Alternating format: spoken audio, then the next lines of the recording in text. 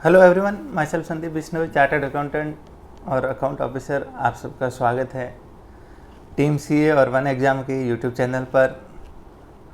आज का video basically Rajasthan public service commission RPSC के द्वारा जो स्कूल लेक्चरर के लिए फर्स्ट ग्रेड की जो भर्ती है, जो जल्द ही आने वाली है, इसका नोटिफिकेशन भी आने वाला है जल्दी। तो अगर आप कॉमर्स से हो और अगर आपने बीएड कर रखा है और अगर आप इस एग्ज़ाम के लिए तैयारी करने की सोच रहे हो तो ये वीडियो आपके लिए काम का है। इसके अंदर एक तो मैं थोड़ा सा आपको वैकेंसी के बारे में बताऊंगा कि लास्ट भर्ती क्या थी, कितनी कट ऑफ थी, कितने नंबर के क्वेश्चंस आते हैं, कितने टोटल कट ऑफ क्या रहती है। और इसके अलावा अब अगर आप तैयारी शुरू करते हो तो आपको किस तरीके से तैयारी शुरू करनी चाहिए। अभी अगर आप जल्दी तैयारी शुरू करोगे तो आप कहीं ना कहीं रेस के अंदर आगे रहोगे बाकी के कंपैरिजन में। सिलेबस काफ़ी लंबा चौड़ा है, तो हम लोग भी इसके लिए रेगुलर अभी क्लासेस शुरू कर रहे हैं, ऑनलाइन क्लासेस, जिसके अंदर आपका पूरा कवरेज होगा। उसके ऊपर भी मैं आऊँगा किस तरीके से अपन पढ़ेंगे।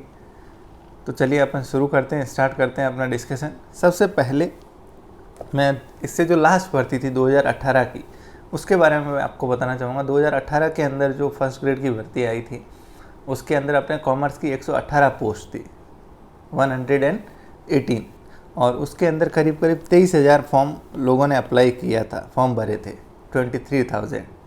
और उसके बाद में जब फाइनल उसकी कट ऑफ जो रही वो कुछ इस प्रकार थी, देख लीजिए आप।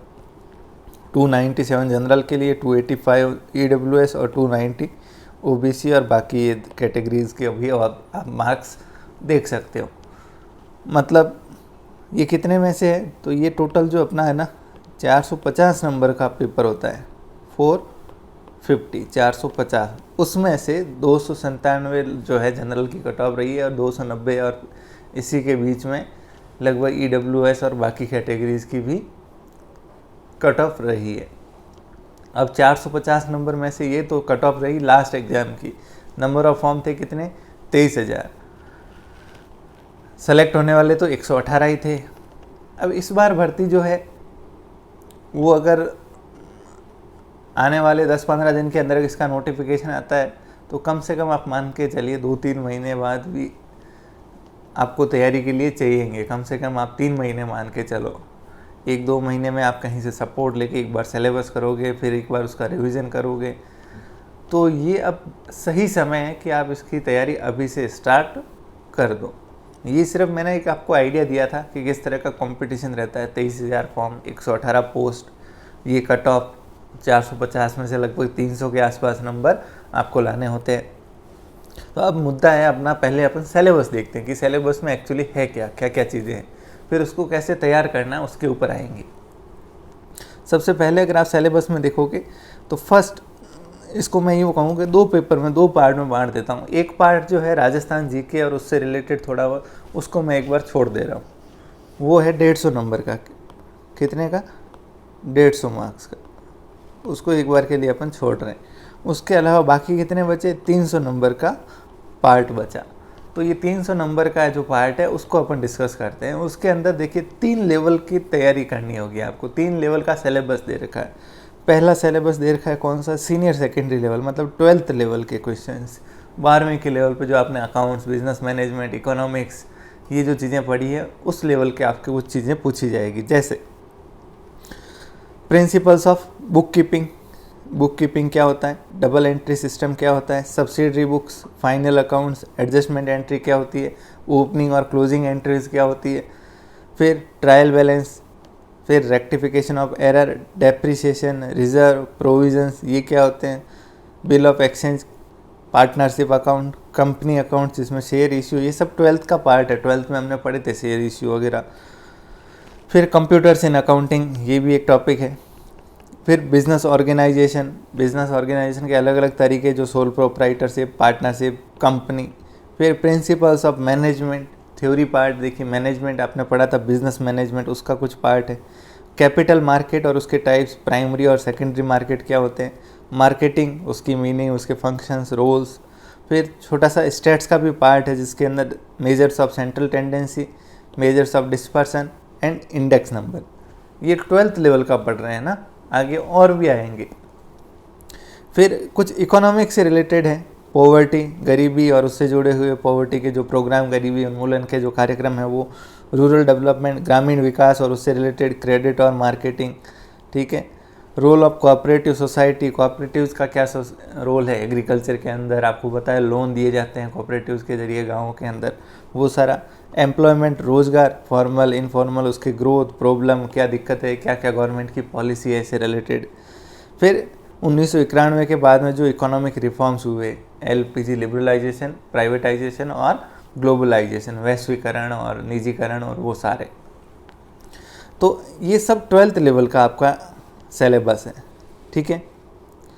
ये कितने नंबर का आएगा इतना सारा, इसके ऊपर आपको 110 नंबर मिलेंगे, 110, 55 क्वेश्चन होंगे, हर क्वेश्चन 2 नंबर का, यानी टोटल 110 नंबर के लिए आपको ये सेकेंडरी लेवल का पूछा जाएगा, ठीक है। फिर आते हैं ग्रेजुएशन लेवल, अगेन ये भी 55 क्वेश्चन और 110 नंबर का।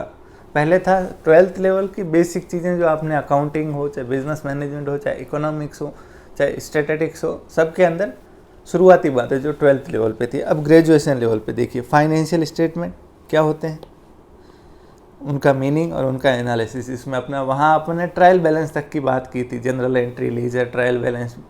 यहाँ पे उसके बाद फाइनेंशियल स्टेटमेंट जो PNL, balance sheet, cash flow statement, वो सारी चीज़ें आ जाती है। Tool for financial statement analysis, cash flow, fund flow, ये चीज़ें देखिए, अगला नाम ही आ गया कैश फ्लो।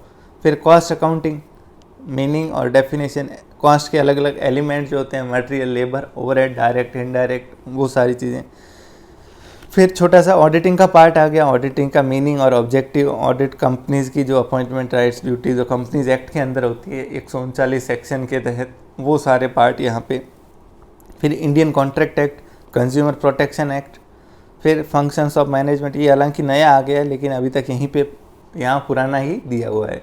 अब हालांकि जो नया सिलेबस अपडेट होके आएगा, हो सकता है उसमें 2019 वाला एक्ट देखने को मिले। नेक्स्ट, मैनेजमेंट की वापस थ्योरीज आ गई, planning, organising, staffing, directing, controlling. फिर कंपनी सेक्रेटरी, उसकी पोजीशन क्या होती है, ऑर्गेनाइजेशन में अपॉइंटमेंट कैसे होता है, रोल क्या होता है, ठीक है। ह्यूमन रिसोर्सेज, एचआरएम, मानवीय संसाधन जो होते हैं। फिर एंटरप्रेन्योरशिप क्या होती है, राजस्थान में उसको कैसे बढ़ावा दिया जा रहा है। इकोनॉमिक एनवायरनमेंट, ये सारे इकोनॉमिक्स के पार्ट है ना। फिर न्यू इकोनॉमिक पॉलिसी, उसके इफेक्ट, फॉरेन ट्रेड का, इंडिया के अंदर इंपोर्ट और एक्सपोर्ट, उसकी फॉरेन ट्रेड की पॉलिसी से रिलेटेड कुछ बातें, क्या ऑब्जेक्टिव होते हैं। फिर एक्सपोर्ट प्रमोशन को लेके जो अलग अलग मेजर्स लिए जा रहे हैं, जो स्कीमें लाई जा रही है। New export import policy of government of India, ठीक है। इकोनॉमिक मॉडल, मीनिंग, पर्पस और टाइप्स, इकोनॉमिक्स के अलग अलग मॉडल्स और national income, GDP, NDP, gross domestic product, पर पर्सन कैपिटा, पर इनकम, पर पर्सन इनकम जो होती है ना, ये सारी चीज़ें, ये सब किसका पार्ट है, ग्रेजुएशन लेवल का। और थर्ड पार्ट आता है अपना कौन सा, पोस्ट ग्रेजुएशन लेवल का, जिसके अंदर फाइनेंशियल मैनेजमेंट है, बिजनेस स्टेट्स है, फिर कंज्यूमर बिहेवियर इकोनॉमिक्स का पार्ट है, market analysis, role of advertising, media management, ये सारे मार्केटिंग के पार्ट है। Public finance, problem of Indian banking and finance commission, ये सारे किसके हैं, पीजी लेवल के, जिसके ऊपर कितने क्वेश्चन आएंगे, 10 क्वेश्चन 20 नंबर के लिए। तो एक तो हो गया 55 + 55, ये तो 12वीं ग्रेजुएशन, और 10 कितने हो गए टोटल, 120 क्वेश्चन, कितने नंबर के, 2 नंबर के, यानी टोटल 240 मार्क्स तो यहाँ से हो गए।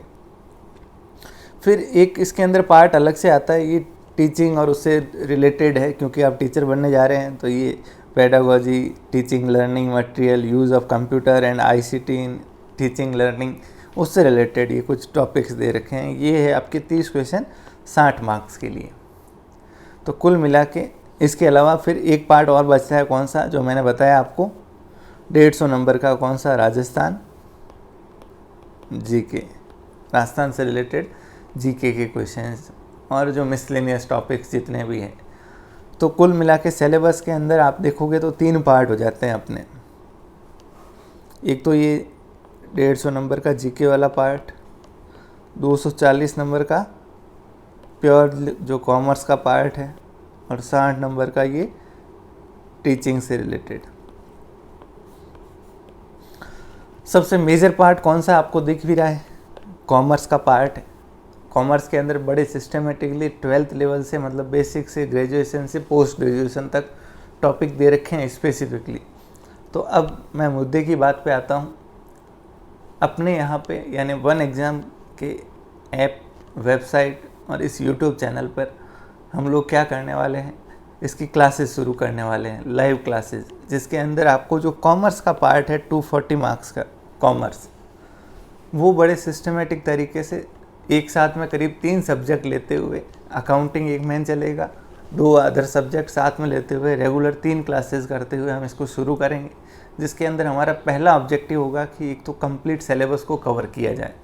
भले छोटी से छोटी बात जो आपने 11th में अकाउंटिंग एंट्रीज पढ़ी थी या टाइप्स ऑफ अकाउंट्स पढ़े थे, रियल, पर्सनल, नॉमिनल, कौन सा रियल अकाउंट होता है, कौन सा पर्सनल अकाउंट होता है, कौन सा नॉमिनल अकाउंट होता है, फिर जनरल में कैसे पोस्टिंग होती है, वहाँ से लेजर में कैसे जाते हैं, ट्रायल बैलेंस कैसे बैलेंसिंग होती है, क्लोजिंग स्टॉक ट्रायल बैलेंस में आता है तो क्या होता है, नहीं आता है तो क्या होता है, कोई भी दूसरा आइटम ट्रायल बैलेंस में है इस बात का क्या मतलब है, नहीं है इस बात का क्या मतलब है।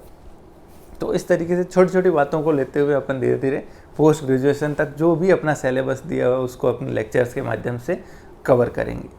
साथ में आपको पढ़ने के लिए हमारी तरफ से आपको क्या दिया जाएगा, एक नोट्स का पूरा सेट दिया जाएगा सब्जेक्ट वाइज, जिसके अंदर आपका कंप्लीट जितने भी टॉपिक है, ताकि आपको किसी भी अदर सोर्स के ऊपर जाने की ज़रूरत ना पड़े। कम से कम शब्दों के अंदर जितनी इन्फॉर्मेशन जो एग्ज़ाम के लायक है, जो एग्ज़ाम में पूछी जा सकती है, जो आपके सिलेबस के अंदर दी हुई है, वो सारी कवर करते हुए हम उसको क्या करेंगे, आपको प्रोवाइड करेंगे।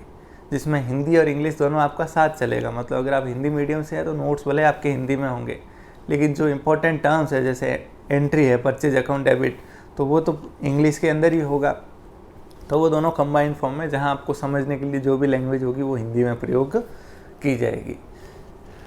ये तो हो गया सिलेबस का पार्ट। इस तरीके से अपन इसको कवर करेंगे। और मैंने एक चीज़ आपको बताई कि आप पहले खुद डिसाइड कीजिएगा। आप कहीं भी अगर क्लासेस ज्वाइन करते हो तो आप पहले 2-5 दिन देखिए, समझिए कि क्या सिर्फ क्लासेस आपको पढ़ाई जा रही है या आरपीएससी क्या चाहता है उस तरीके से आपको पढ़ाया जा रहा है, आरपीएससी के पैटर्न पे। मतलब आरपीएससी के अगर आप पास्ट के पेपर्स देखोगे, चाहे स्कूल लेक्चरर को देखो, चाहे कॉलेज प्रोफेसर के देखो, जो इन टॉपिक्स के ऊपर क्वेश्चंस आए हैं उन क्वेश्चंस को देख के फिर आप शुरू कीजिए। तो सबसे इम्पोर्टेंट काम अपना साथ साथ में ये रहेगा कि इन्हीं क्लासेस के अंदर एक टॉपिक कंप्लीट हुआ, उस टॉपिक के ऊपर जितने भी पास्ट क्वेश्चंस दे रखे हैं आरपीएससी ने, वो सारे अपन टॉपिक के बाद ही एक पीडीएफ के माध्यम से आपको भी शेयर कर देंगे, प्लस क्लास के अंदर उसको डिस्कस भी कर देंगे। ये काम होने के बाद फिर जो क्वेश्चंस बचेंगे, करीब 5-10 हज़ार और एमसीक्यूज़ हैं जो जनरली आरपीएससी उन्हीं में से पूछता है, तो वो सारे आपको पीडीएफ के माध्यम से हम प्रोवाइड करवा देंगे। टॉपिक हर टॉपिक के लिए अलग। आप उसमें क्या कीजिए, खूब सारी प्रैक्टिस करते रहिए। तो इस तरीके से अपना ये चलेगा सिस्टम। एक बार जैसे ही सिलेबस कंप्लीट होता है फिर अपन 2 चीज़ों पे आएंगे। एक तो रिवीजन के ऊपर, कैसे पूरे सब्जेक्ट को क्विकली क्या किया जाए, रिवाइज़ किया जाए कम से कम समय के अंदर। दूसरी चीज़ मॉक टेस्ट, ज़्यादा से ज़्यादा फिर क्या करेंगे अपन, मॉक टेस्ट के माध्यम से प्रैक्टिस करेंगे। जैसे अभी अकाउंट ऑफिसर, जूनियर अकाउंटेंट, उसके अंदर हमने 10-10 टेस्ट दिए थे मॉक टेस्ट। अब इस बार क्योंकि आरपीएससी का पेपर है और आरपीएससी के अंदर ऐसा है कि क्वेश्चन ज़्यादातर रिपीट भी होते हैं या एक ही पैटर्न के ऊपर क्वेश्चंस आते हैं, तो वहाँ पे अपन क्या करेंगे, ज़्यादा से ज़्यादा मॉक टेस्ट, करीब मिनिमम आप मान के चलिए 20 मॉक टेस्ट उसके अंदर अपन कवर करेंगे।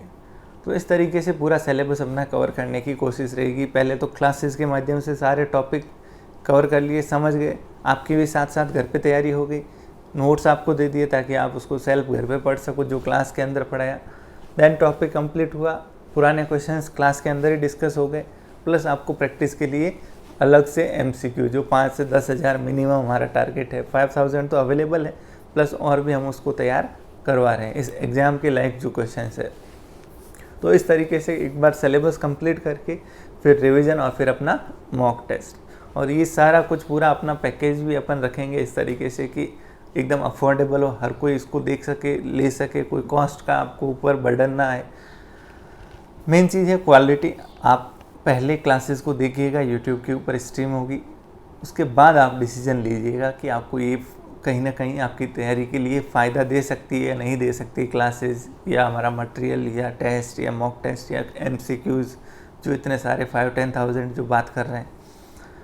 चलिए, तो इसके ऊपर अभी अपनी क्लासेस इसी वीक के एंड तक शुरू हो जाएगी। प्रोबेबली आज वेडनेसडे है, तो अगले 2 या 3 दिन के अंदर क्लासेस अपनी स्टार्ट हो जाएगी। एक बैच हालांकि अपन जब वैकेंसी आएगी तब और शुरू करेंगे, और एक अभी कर रहे हैं। मैं ये कहूँगा कि आप अभी इसको शुरू करें। जितना जल्दी आप स्टार्ट करेंगे, आप कहीं ना कहीं आगे होंगे रेस में, आपको ज़्यादा समय मिलेगा रिवीजन के लिए। चलिए, थैंक यू वेरी मच, धन्यवाद। बाकी सारी जानकारी, क्लासेस कहाँ से स्टार्ट होगी, वो सारी जानकारी अगले 1-2 दिन के अंदर आप तक मैं पहुंचा दूंगा। ये सिर्फ एक इन्फॉर्मेटिव वीडियो था कि आपको ये सूचना मिल जाए। काफ़ी लोग पूछ भी रहे थे, तो इस वजह से आपको ये सिर्फ इंटीमेट करने के लिए बनाया गया है। थैंक यू वेरी मच, धन्यवाद।